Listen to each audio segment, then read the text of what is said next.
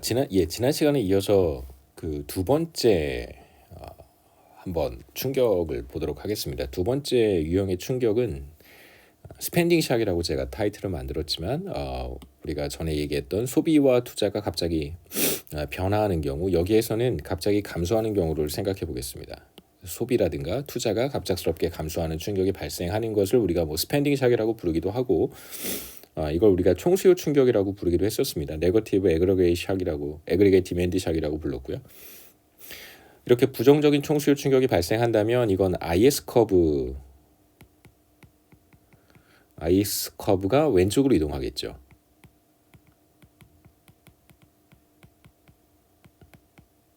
그래서 뭐 전에도 잠깐 얘기했지만 IS 커브가 왼쪽으로 이동할 때 결과적으로는 총수요 곡선도 왼쪽으로 이동한다는 사실을 우리가 봤었습니다.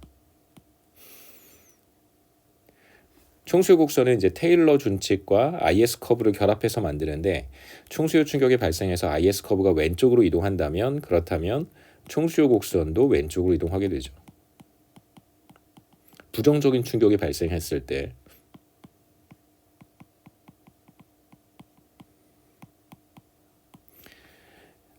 뭐 이제 순서대로 그 충격이 발생한 이후의 현상들, 그다음에 과정들을 볼 텐데요. 우선 전에도 우리가 한번 봤었는데, 충격이 발생하기 전에 거시경제는 장기 균형 상태에 있다고 가정을 하겠습니다. 그래서 GDP 갭은 0%, 그 다음에 물가 상승률은 중앙은행의 목표율을 잘 맞추고 있다. 물가 상승률 목표율에 안착해 있다, 이렇게 생각할 수 있고요. 충격이 발생하게 되면 예상되는 단기 균형은 어떠한 모습일까? 총수요 곡선이 왼쪽으로 이동하게 되고, 총수요 곡선이 왼쪽으로 이동한다면 결과적으로 GDP 갭과 물가 상승률은 하락하게 됩니다. GDP 갭은 마이너스로 갈 거고요. 물가 상승률은 2%보다 더 낮은 수준을 보이겠죠. 그 다음에 이제 한 가지 중요한 점은, 뭐 우리가 이것까지 보지는 않겠지만, 부정적인 총수요 충격이 사라지고 난 다음에 총수요 곡선은 제자리로 돌아갈 거예요. 이렇게 총수요 곡선이 왼쪽으로 이동했다가 충격이 사라지게 되면, 충격은 일시적이다 이런 이야기를 했었습니다. 템포러리 샥을 우리가 보고 있는 거고요. 총수요 충격이 사라지게 되면 총수요 곡선은 이전의 위치로 되돌아가지만 총 공급 곡선은 그렇진 않습니다. 총 공급 곡선의 경우에는 지난기에 실현된 물가 상승률, 그러니까 T 플러스 1기가 되면 T 플러스 1기에서의 지난기는 T기가 될 테니까요. 한 기 전에 실현된 물가 상승률과 그 다음에 다음 기에 예상되는 물가 상승률의 뭐 적절한 가중 평균에 의해서 결정된다고 했으니까요. 절편이. 그렇기 때문에 시간이 흘러가면 총 공급 곡선이 원래 위치로 되돌아가는 것이 아니라 새로운 위치로 이렇게 이동하게 된다는 점은 꼭 기억하셨으면 좋겠습니다. 우선 첫 번째, 충격이 발생하기 전에 0번째죠. 충격이 발생하기 전에 거시경제는 장기 균형 상태에 있었다고 가정을 하겠습니다. 그래서 GDP 갭은 0%, 그리고 물가 상승률은 중앙은행의 목표율 2%와 같았다, 이렇게 가정해보죠. 이러한 상황에서 만약에 부정적인 총수요 충격이 발생하게 된다면 소비라든가 투자가 갑작스럽게 감소하는 경우겠죠. 그렇다면 총수요 곡선이 왼쪽으로 이동하게 됩니다. 부정적인 총수요 충격이 발생한 것이죠.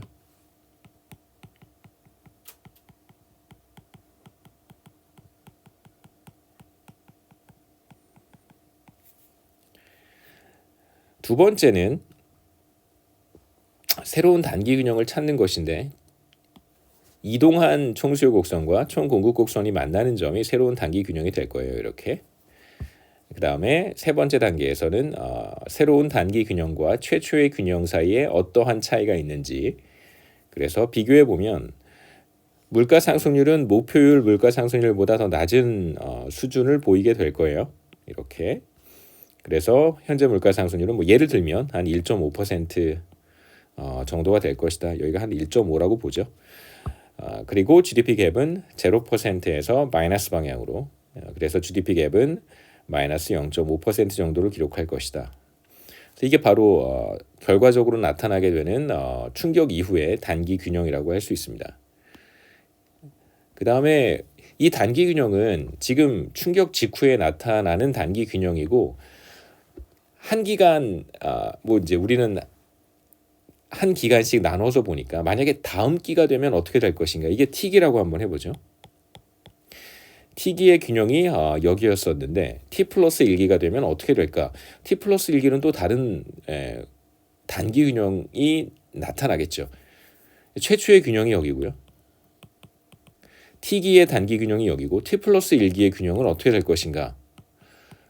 되게 어려운 문제여서 조금 더 생각해 보면 쉽게 답은 찾을 수는 있을 텐데 조금 어려운 문제여서 제가 설명은 따로 안 했습니다만 몇 가지 생각해야 되는 것이 조금 전에 얘기했던 것처럼 총 공급 곡선의 위치는 여기가 더 이상 아닐 거예요. 총 공급 곡선은 다른 곳으로 가게 될 거예요. 그 다음에 두 번째 생각해야 되는 것은 총수요 충격이라고 하는 것이 한 기간 만에 사라지는 충격이냐 아니면 뭐 2기간, 3기간, 4기간 정도 어느 정도 지속되는 충격이냐에 따라서도 우리가 단기 균형, T 플러스 1기의 단기 균형이 다른 모습을 갖게 될 거예요. 그렇기 때문에 그 다음 기는 어떻게 될 것인가에 대한 질문은 우리가 추가적으로 스토리를 만들 때 간단한 이그젬플이니까요. 스토리를 만들 때 총수요 곡선에 발생한 부정적인 충격이 과연 어느 정도나 지속될 것인가에 대한 가정도 필요하고 그 다음에 총 공급 곡선은 새로운 곳에 가 있을 텐데 그것의 위치를 결정하는 데 있어서 기대 인플레이션이 더 중요하냐 아니면 전기에 실현된 물가 상승률이 더 중요하냐 이런 것에 대한 가정도 우리가 추가로 생각할 필요가 있습니다. 여하튼 T기의 단기 균형은 이렇게 우리가 해석할 수 있다고 했죠. 현재 물가 상승률 1.5%에서 중앙은행이 선택하는 GDP 갭이 마이너스 0.5%다. 그 다음에 현재 GDP 갭 마이너스 0.5%에서 기업들이 선택하는 물가 상승률은 1.5%다. 이렇게 생각하시면 됩니다. 현재 물가 상승률 1.5%에서 기업들이 나름 가격 결정을 하겠죠. 그 결과 실현되는 GDP 갭은 죄송합니다. 거꾸로 얘기했습니다. 현재 물가 상승률 1.5%에서 중앙은행이 선택하는 GDP 갭은 마이너스 0.5%다. 이렇게 읽으면 되고요. 두 번째, 현재 GDP 갭 마이너스 0.5%에서 각 기업들이 가격을 결정을 하겠죠. 그 결과 실현되는 물가 상승률이 1.5%다. 이렇게 해석할 수 있습니다. 이걸 좀 나눠서 볼 필요가 있는데요. 총수요 곡선을 두 가지 곡선을 결합해서 만드는 것이니까 총수요 곡선을 분해해서 테일러 준칙과 IS 커브로 나누어서 생각해 볼 수 있습니다. 우선 두 번째 케이스는 테일러 준칙 자체는 달라지는 것이 아니고 통화정책 곡선 자체가 달라지는 것은 아니죠. 이 곡선 자체가 변하진 않습니다. 첫 번째 봤던 것이 바로 이 통화정책 곡선 자체의 이동이었었는데 두 번째의 경우에는 부정적인 총수요 충격이 발생하는 것이기 때문에 통화정책 곡선 자체의 변화는 나타나진 않아요. 다만 어떤 변화가 나타나냐면 IS 커브가 왼쪽으로 이동하겠죠. 부정적인 총수요 충격이기 때문에 그렇습니다.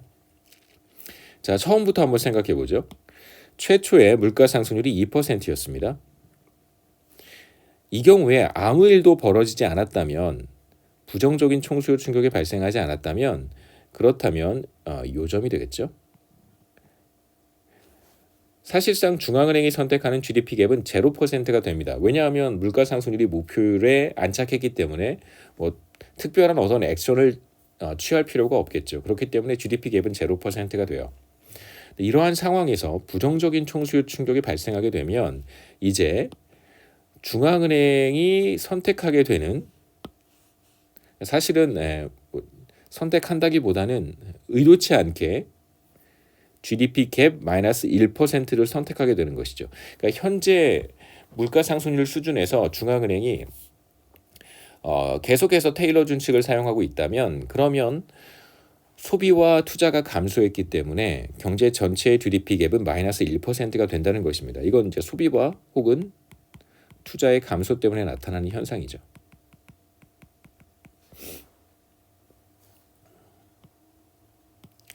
자, 이제 이 그림에는 나타나 있지 않지만 필립스 커브 혹은 총 공급 곡선을 생각해 볼 필요가 있습니다. 총 공급 곡선의 경우에 만약에 GDP 갭이 0%였다고 한다면 그러면 기업들의 가격 결정 결과 실현되는 물가 상승률은 2%라고 했어요. 바로 이게 총 공급 곡선 AS 커브의 결과라고 할 수 있죠.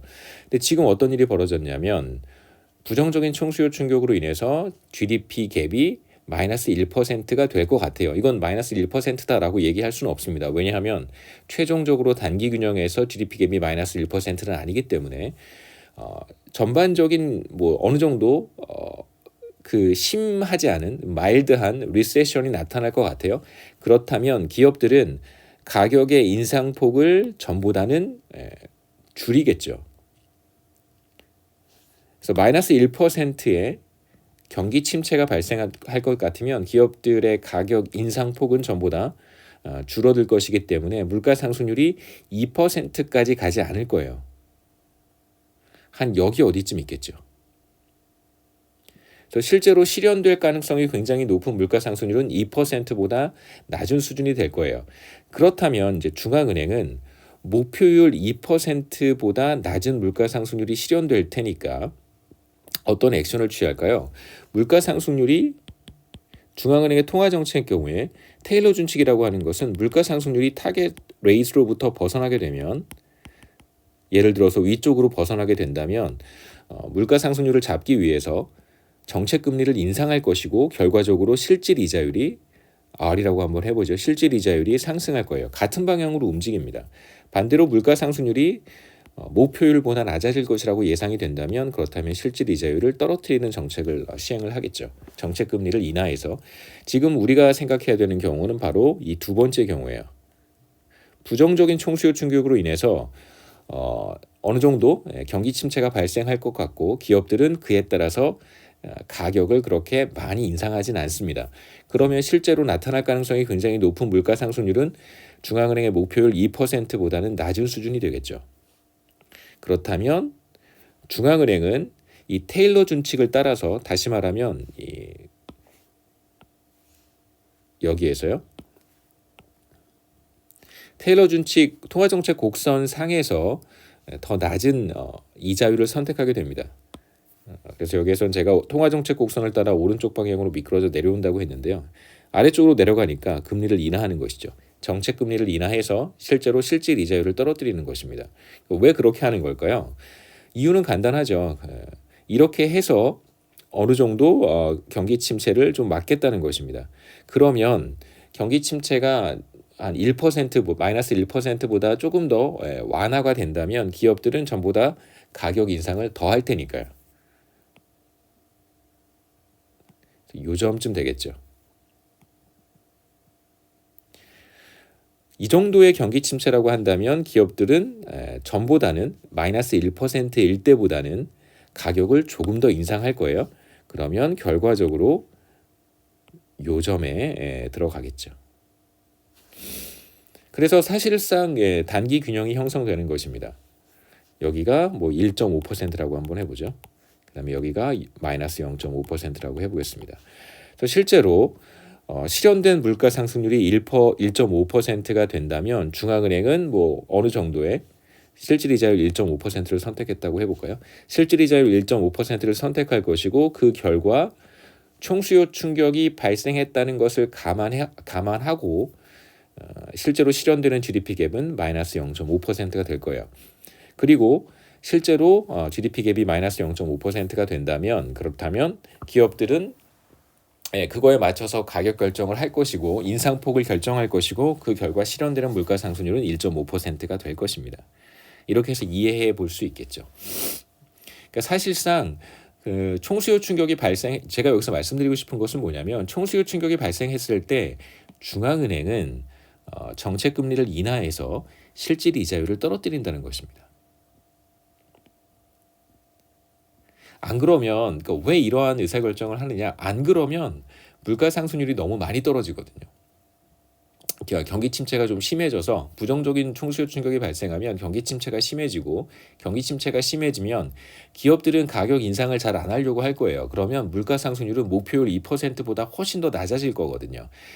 그걸 막기 위해서 우리가 지금 이야기하는 테일러 준칙이라고 하는 것은 중앙은행이 경기 상황도 모니터링을 하지만 그건 이제 우리가 안 본다고 가정을 하고 물가 상승률만 가지고 통화 정책을 한다라고 지금 얘기하고 있는 거잖아요.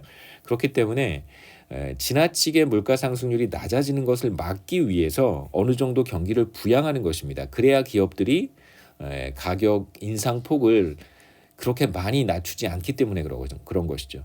그래서 여기서 제가 보여주고 싶었던 것은 이 메커니즘이 작동한다는 거예요.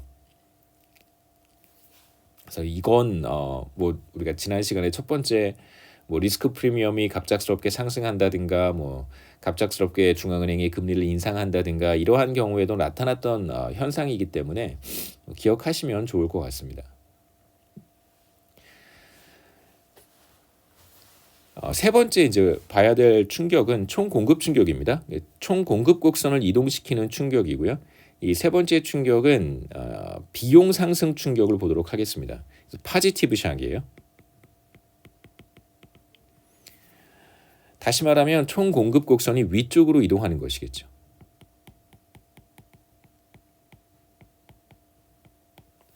그래서 원유, 원자재 가격 상승, 그 다음에 글로벌 공급망 교란 이런 것들이 발생하는 경우 생산 비용이 상승하게 되고 이런 것들을 우리가 충격이라고 해석할 수 있습니다. 우선 이 충격이 발생하기 전엔 거시경제가 장기 균형 상태에 있었다고 가정할 것이고 충격이 발생하게 되면 우리가 예상해 볼 수 있는 충격 직후의 단기 균형 모습은 첫 번째 총 공급 곡선이 위쪽으로 이동할 거고요. 그렇게 된다면 결과적으로 물가 상승률은 목표율보다 더 높아질 것이고 GDP 갭은 마이너스가 되겠죠. 전형적인 뭐 충격의 크기에 따라서 결과도 많이 달라지긴 하겠지만 전형적인 스태그플레이션 현상이 나타나죠. 그렇죠? 그래서 인플레이션과 스태그네이션이 동시에 나타난다는 뜻입니다. 그래서 경기 침체와 인플레이션이 동반되어 나타나는 현상이죠. 그러니까 인플레이션이라고 하는 현상은 지금 이제 전에도 얘기했지만 직전에도 얘기했지만 인플레이션이라고 하는 현상은 경기가 과열될 때 나타나는 현상이잖아요. 경기가 과열되게 되면 기업들은 전부 다 자신이 판매하는 제품에 대한 수요가 전부 다 늘어나니까 가격 인상폭을 늘려서 더 높은 가격을 책정하는 것입니다. 동시다발적으로 많은 기업들이 그러한 의사결정을 하게 된다면 당연히 물가 상승률은 실현되는 물가 상승률은 전부 다 높아지겠죠. 그런데 지금 스토리는 그렇지 않아요. 스태그네이션이 발생함에도 불구하고 동시에 물가 상승률이 전부 다 더 높은 수준을 보이는 것입니다. 경기 침체가 발생했음에도 불구하고 물가 상승률이 오히려 상승하는 경우 이걸 초래하는 요인이 뭐 몇 가지가 있긴 합니다만 이걸 초래하는 중요한 요인 가운데 하나가 바로 사실 제일 중요한 요인이겠죠. 바로 총공급 충격이에요. 그래서 부정적인 총공급 충격이 발생하게 된다면 충격의 크기에 따라서 정도의 차이는 있겠지만 대체로 스태그플레이션이 나타나게 됩니다. 그 다음에 이제 여기에서 우리가 봐야 되는 것은 총수요 곡선 자체는 이동하지 않아요. 총 공급 충격만 발생하기 때문에 여기에선 총수요 곡선이 이동하지 않습니다.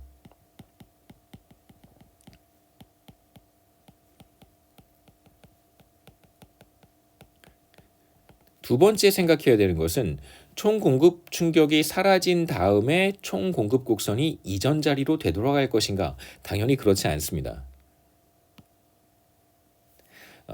전혀 다른 곳에 가 있겠죠. 마찬가지로 전기에 실현된 물가 상승률 이게 바로 단기 균형이에요. 여기에서 인플레이션율은 상승한다고 했는데 바로 이 상승한 인플레이션율을 가리키는 것입니다. 그 다음에 이러한 패턴이 이러한 총공급 충격이라고 하는 현상이 앞으로 계속 발생할 것이라고 사람들이 예상한다면 뭐 기업이라든가 가게가 이러한 총공급 충격이 꽤 오랜 시간 동안 유지될 것이다. 지속될 것이다. 글로벌 공급망 교란 이런 현상이 서플라이 체인 문제가 계속될 것이라고 생각한다면 그러면 당연히 기대 인플레이션도 달라질 수 있겠죠.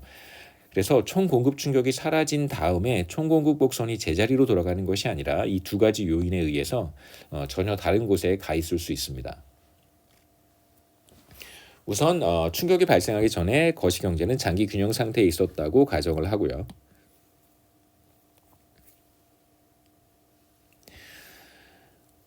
총 공급 충격이 발생하면 이건 파지티브 샥이긴 하지만 이걸 좋은 것이라고 생각하지 마시고요. 비용 상승 충격이다 라고 생각하시면 좋겠습니다. 총 공급 곡선을 위쪽으로 이동시키는 충격 발생하게 되면 총 공급 곡선이 위쪽으로 이동할 것이고 그러면 단기 균형을 찾을 수 있습니다. 두 곡선이 만나는 점이 될 것이고 최초의 균형과 비교했을 때 물가 상승률은 인플레이션율은 전보다 더 높아질 것이고요. 그 다음에 GDP 갭은 마이너스가 되겠죠.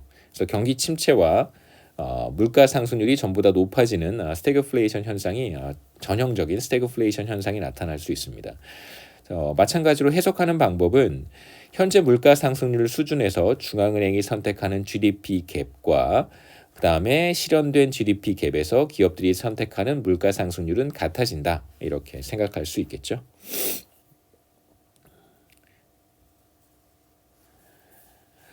이것도 마찬가지로 테일러 준칙에 어떠한 이제 변화가 나타나는지를 생각해 보는 것이 저는 개인적으로 도움이 된다고 생각해서 같은 그림을 여기 만들었고요. 당연히 여기 총 공급 곡선은 없습니다. 그냥 총 수요 곡선을 다시 분해해서 IS 커브와 테일러 준칙으로 나누어서 보겠다는 거예요. 자, 우선 1% 정도의 총 공급 충격이 발생했다고 한번 해보죠. 앞에 그림으로 돌아가 보겠습니다. 총 공급 충격의 크기를 어느 정도라고 생각해 볼 수 있냐면 여기에 세로축을 한번 그려보세요. 그리고 총 공급 곡선이 얼마만큼 이동했냐면 요 점에서 점선을 따라서 그렇죠. 요 점에서 요 점으로 이동했다고 생각하시는 것이 좋습니다. 다시 말하면 우리가 요 점에 있었다면 요 점으로 이동한 것이죠. 그래서 이 두 곡선의 총 공급 곡선의 차이가 총 공급 충격의 크기라고 생각하시면 돼요. 바로 이게 총 공급 곡선의 충격의 크기입니다. 충격의 크기가 얼마만큼 되냐면 대략 한 1% 정도에 된다고 할 수 있겠죠. 그렇죠? 그래서 1%가량의 총 공급 충격이 발생했다라고 생각할 수 있습니다. 이게 무슨 뜻이냐면 인플레이션율이 1%포인트 정도 상승할 수 있다는 뜻입니다. 지금 이 충격은 물론 그거보다 더 많이 상승할 수도 있겠지만 이 충격의 크기는 만약 그대로 거시경제에 들어온다면 1%가량의 인플레이션율 상승이 나타날 것이다 라는 의미로 생각할 수 있겠죠. 그런데 결과적으로 보면 충격의 크기는 1%포인트였지만 결과적으로 보면 실제로 물가 상승률은 몇 퍼센트나 상승하냐면 한 0.5%에서 0.6%포인트 정도만 상승하게 돼요. 편의상 2.5%라고 제가 적긴 했지만 그러니까 충격의 크기는 1%포인트였었는데 그러니까 다시 말하면 물가 상승률을 1%포인트까지 끌어올릴 수 있는 충격이었었어요. 3%까지. 하지만 결과적으로 실현된 물가 상승률은 3%가 아니라 그거보다 낮은 2.5%라는 것입니다. 그러니까 이걸 한번 이해해 보자는 거죠. 충격의 크기는 1%가량 되는데 이 충격이 거시경제에 들어왔을 때는 여러 가지 작용을 통해서 한 0.5%포인트 정도만 물가 상승률을 끌어올린 거예요. 이러한 현상이 왜 나타나는 것일까? 물론 하나 더 생각하셔야 되는 것은 충격의 크기가 1%였지만 이걸 0.5%로 낮추는 과정에서 일종의 비용을 지불한 거예요.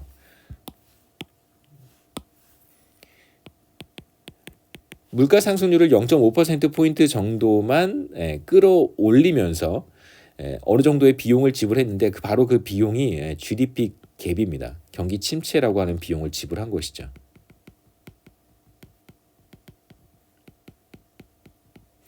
경기 침체라고 하는 비용을 지불을 하고 1%가량 되는 충격을 반으로 줄인 것입니다.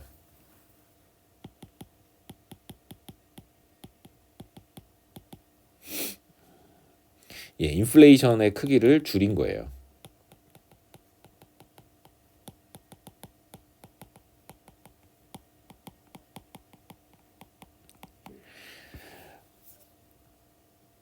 이거를 이해하는 좋은 방법은 아까와 마찬가지로 IS 커브와 테일러 준칙을 이렇게 분해해 보는 것입니다.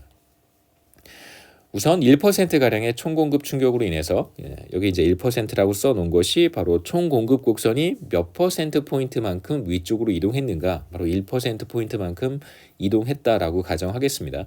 이 정도의 인플레이션 압력이 발생을 했어요. 그러면 중앙은행은 1%, 다시 말하면 지금 3%의 물가 상승률이 실현될 것 같은 거잖아요. 뭐 실현됐다는 뜻은 아닙니다. 이 정도의 지금 인플레이션 압력이 발생한 거예요. 그렇다면 중앙은행은 어떤 의사결정을 하게 되냐면 목표율 2%보다 물가 상승률이 더 높으니까 당연히 정책금리를 인상해서 실질 이자율을 끌어올리겠죠.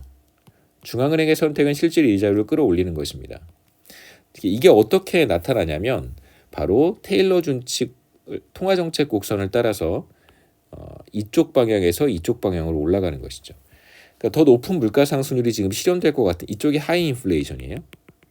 이쪽이 로우예요. 0에 가까우니까. 지금 이 정도의 물가 상승률이 실현될 것 같으니까 중앙은행이 정책금리를 인상한다는 뜻입니다. 그래서 실질 이자율이 전보다 높아지겠죠. 예를 들면 2.5%. 실질 이자율이 전보다 높아졌어요. 당연히 실질 이자율이 전보다 높아진다면 혹은 장기 실질 이자율보다 더 높은 값을 보인다면 투자와 소비가 줄어들 테니까 당연히 GDP 갭이 마이너스가 되는 것입니다. 그래서 이러한 의사결정을 중앙은행이 한 거예요.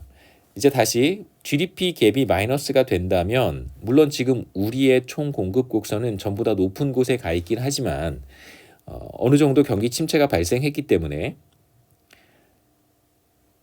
기업들은 실제로 총 공급 충격에 의해서 발생한 물가 상승률 인상 압박, 그러니까 인플레이션 프레셔를, 인플레이션 압박을 모조리 다 받아들이진 않겠죠.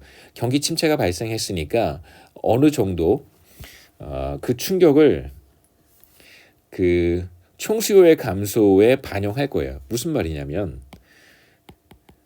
총 공급 곡선을 이렇게 한번 써보죠. 절편을 다 쓰진 않겠습니다. 여기서는 별로 의미가 없으니까요. GDP 갭.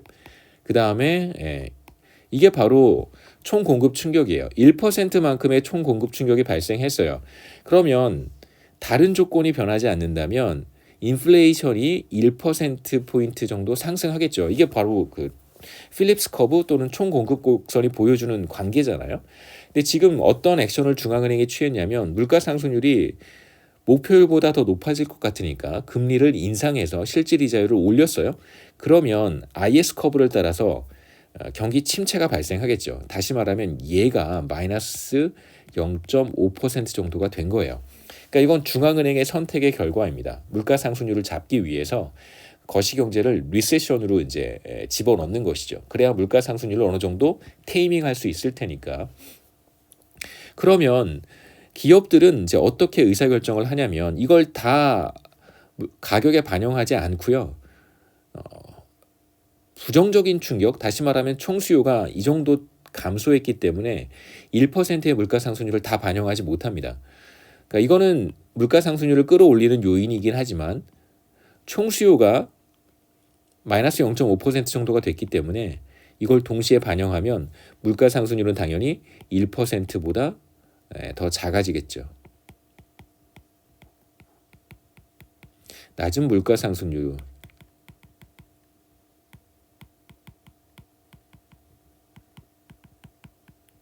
변화가 나타날 거예요. 여기서 정확히 얘기하면 사실 GDP 갭이 마이너스 0.5%니까 이렇게 제가 쓸게요. 마이너스 0.5%의 베타, 그렇죠?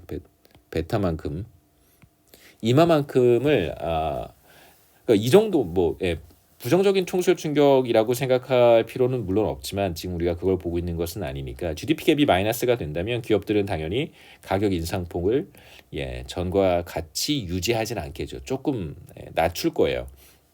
그렇다면 부정적인 총 공급 충격, 파지티브 샥, 그냥 파지티브 샥이라고 하겠습니다. 파지티브 샥을 그대로 다 물가 상승률에 반영하지 않고요. 어느 정도 조금 낮춰서 반영하겠죠. 그 결과를 이 그림에서 제가 한번 보여드리고 싶었던 거예요. 금리가 인상되어서 실질 이자율이 상승한다면 소비와 투자가 감소해서 GDP 갭은 마이너스가 되고요. 경기 침체가 발생할 것이 확실하기 때문에 기업들은 가격 인상 속도를 늦추게 됩니다. 그래서 총 공급 충격을 그대로 다 반영하지 않고요. 어느 정도 낮추겠죠. 부정적인 GDP 갭이 마이너스가 됐으니까. 따라서 실현되는 물가 상승률은 최초의 물가 상승률 또는 중앙은행의 목표율에 총 공급 충격 에타라고 한번 해보죠. 이만큼에 미치지는 못해요. 왜냐하면 바로 요 부분이 작동하니까요. 요 부분이 작동하니까. 그래서 요거까지 반영을 해야 되겠죠, 그렇죠?